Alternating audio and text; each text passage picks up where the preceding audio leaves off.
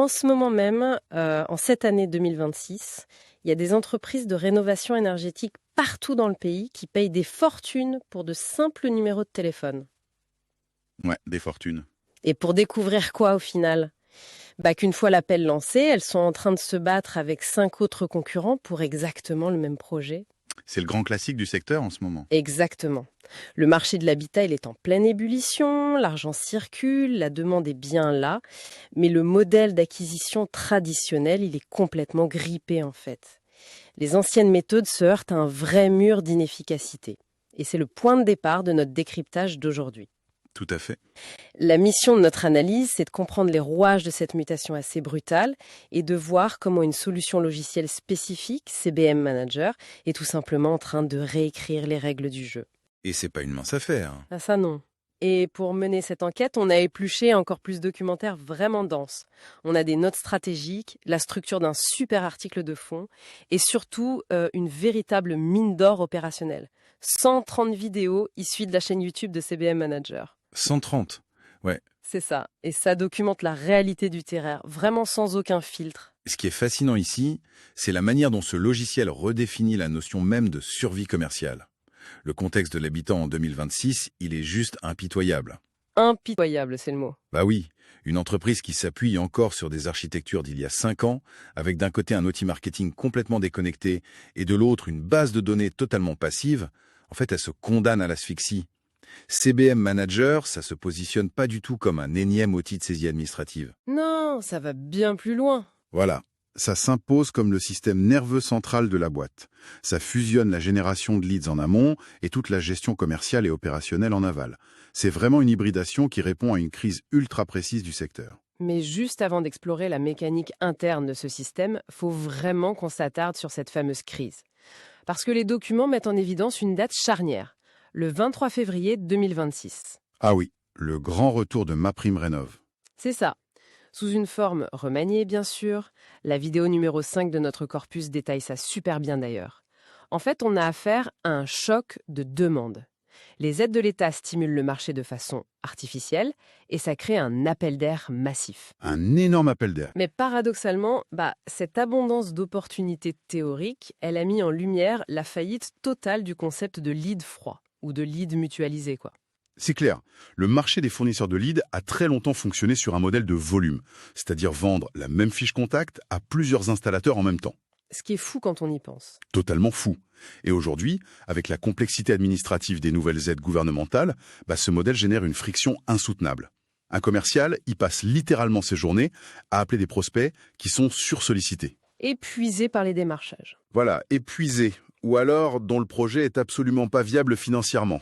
Donc c'est une perte énorme de capital temps et d'argent. D'ailleurs, la toute première vidéo qu'on a analysée sur les 7 pires erreurs en développement de franchise, elle place l'externalisation de l'acquisition client tout en haut de la liste. En première position, ouais. Ne pas maîtriser la source, la qualification et l'exclusivité de ses prospects, c'est confier les clés de sa rentabilité à un acteur externe dont les intérêts sont pas du tout les mêmes que les vôtres. Bon, décortiquons un peu tout ça. Parce que acheter des leads partagés sur le marché actuel, si on y réfléchit bien, c'est comme payer un droit d'entrée exorbitant pour participer à une course automobile. Moi, j'aime bien l'image. Tu t'installes dans le baquet, et là tu découvres que 5 autres pilotes ont les mains sur le même volant que toi. C'est exactement ça, le crash assuré. La voiture, elle est tiraillée dans tous les sens. Le budget carburant, donc le budget d'acquisition, il part en fumée et en finit invariablement dans le décor. C'est un non-sens stratégique total. Et pourtant, une grande partie de l'industrie fonctionnait exactement sur ce schéma, jusqu'à très récemment. Et la rupture technologique proposée par CBM Manager, elle part de ce constat d'échec en fait. La solution, ça a été d'internaliser la création du prospect. D'accord. Au lieu d'attendre qu'une donnée extérieure soit injectée dans le système, le logiciel déploie sa propre architecture. Il génère des leads qui sont exclusifs à l'utilisateur en temps réel et surtout, c'est ça le point clé, qui subissent un premier filtre de qualification avant même d'arriver sur l'écran du vendeur. Ah oui, le fameux tri en amont. Exactement. La nuance fondamentale, elle est dans l'adaptation de cette qualification à la réalité physique et économique de chaque sous-secteur. Il n'y a pas de filet de pêche générique, tu vois. C'est une série de harpons algorithmiques très très spécifiques. Mais alors là, c'est là que ça devient vraiment intéressant pour moi. Parce que fondamentalement, la définition classique d'un CRM, c'est une base de données relationnelle. Un gros carnet d'adresses amélioré. Voilà, un endroit où on stocke l'historique des échanges, les devis, les factures. C'est censé être un truc réceptif, passif. Mais là, dans nos sources, on nous décrit un outil qui sort de ses propres frontières logicielles pour aller traquer une intention d'achat sur le web. C'est ça la révolution. Mais techniquement, comment un simple outil de gestion interne peut intégrer et piloter les campagnes d'acquisition pour des marchés aussi différents que, je sais pas, les panneaux solaires et la menuiserie? Si l'on relie ça à une vision plus globale de l'évolution du SaaS, donc le Software as a Service, la barrière entre l'outil de production et l'outil d'acquisition, elle a tout simplement sauté. Elle n'existe plus. Plus du tout. Le système intègre des modules de ciblage qui s'appuient sur des variables radicalement différentes selon le produit. Prenons le contraste entre deux dynamiques qu'on a pu dans les sources. D'un côté le solaire et le photovoltaïque. Un secteur en plein boom d'ailleurs. Énorme, avec déjà 872 000 foyers équipés. Ici, l'algorithme de captation va pas du tout jouer sur la corde sensible de l'écologie. Il va jouer sur la rationalité financière. Ah, le portefeuille, bien sûr. Il cible des requêtes et des comportements liés à la notion d'indépendance énergétique. Et il calcule immédiatement des projections de retour sur investissement. Du coup, c'est une approche purement mathématique. On attire le prospect direct avec des chiffres concrets. Mais par contre, si on bascule sur le marché des pompes à chaleur, l'enjeu y change du tout au tout lent. Ah oui, complètement. L'obstacle majeur, c'est plus juste le calcul d'amortissement, c'est l'éligibilité réglementaire. Et c'est là que leur machine à prospect montre vraiment son ingéniosité, le fameux filtrage multicritère. C'est redoutable. Le système exige que le prospect renseigne des données hyper spécifiques, comme la tranche de revenus fiscaux ou même l'année de construction du logement.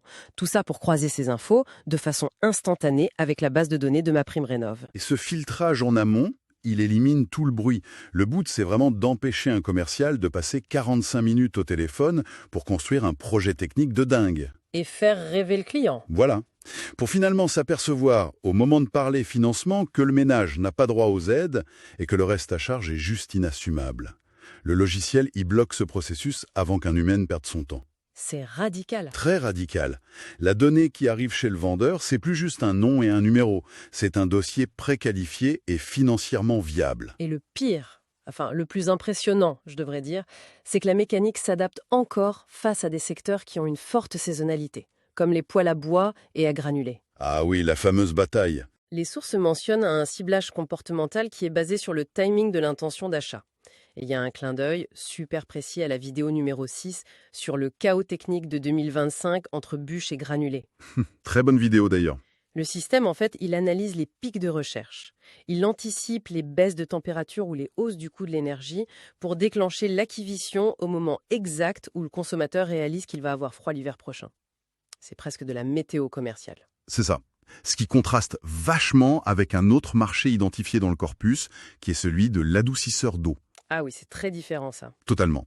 Là, on est sur une croissance structurelle, lente mais super constante, sur la décennie 2020 à 2030. L'intention d'achat n'est pas du tout déclenchée par une urgence saisonnière ou une prime de l'État. Ça nécessite une vraie maturation. Il faut éduquer le client, quoi. Exactement. Le logiciel adapte son entonnoir pour faire de la pédagogie. Il va distribuer des contenus sur les conséquences du calcaire sur l'électroménager, sur la qualité de l'eau.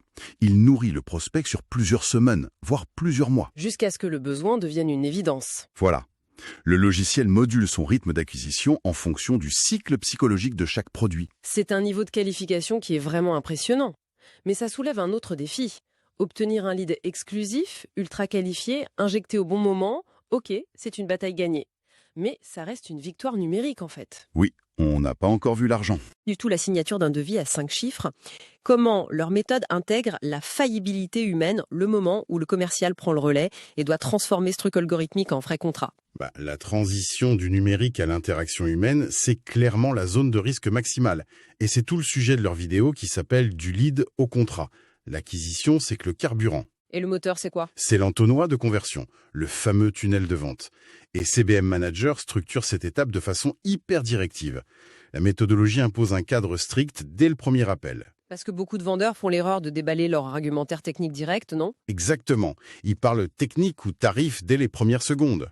La doctrine intégrée dans l'outil, elle suggère tout l'inverse. Le premier contact, il sert pas à vendre. Il sert juste à ouvrir la porte. À rassurer? C'est ça, à désamorcer la méfiance naturelle du consommateur et à créer un climat de confiance pour sécuriser un rendez-vous physique. Et en parlant de rendez-vous physique, le logiciel prépare le terrain, mais il encadre aussi les défaillances logistiques du terrain. Il y a une fonctionnalité qui m'a particulièrement